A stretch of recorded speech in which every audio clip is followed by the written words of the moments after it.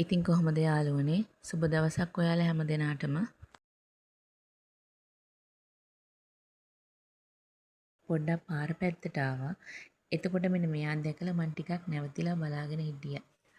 මේ අයගේ ලස්සන නිසා හරි ආඩම්බරෙන් ඉන්නේ කියලා පේනව නේද? ඔන්න ටික වෙලාවකට පස්සේ මේ මොනර මහත්තය බලන්න. මේ මොනර පැටික්කියෝ ටික ආවනේ. මොනර තනියම හිටියට සෙබඩියෝ ඉන්නේ රංචු පිටින්. රංචුවේ 3-4 දෙනෙක් විතර ඉන්නවා.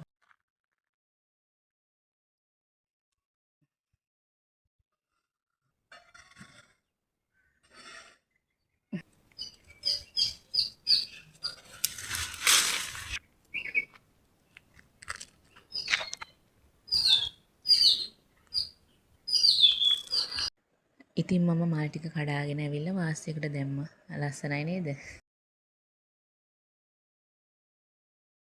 අද නම් අපේ වත්තේ සමනල්ලු ගොඩක් ඉන්නවා. මේගොල්ලෝ හැමදාම දකින්න නැහැ.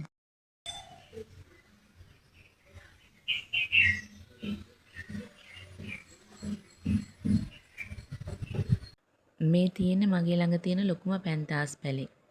මේ ගස්වලත් මල් හැදිලා මේ දවස්වල.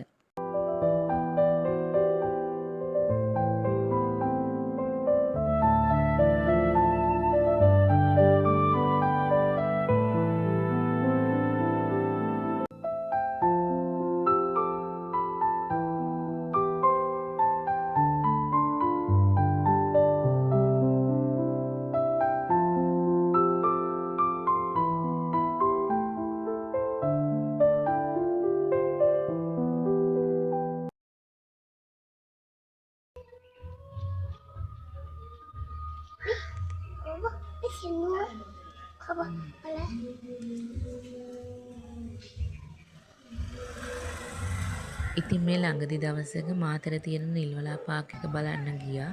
ඒකත් අහම්බෙන් තමයි යන්න උනේ. යන්න හිතාගෙන ගිය ගමනක් නෙමෙයි. මීට කලින් මම මෙතෙන්ට ඇවිල්ලා නැහැ.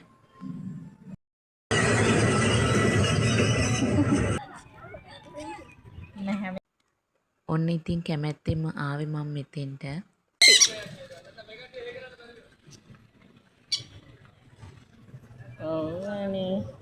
මේ කන්නද හොයන්නේ?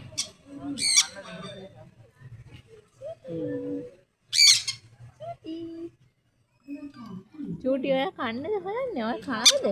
ඔයා කෑම කනවද? ඔයා කෑම කනවද? ඔයා කෑම කනවද?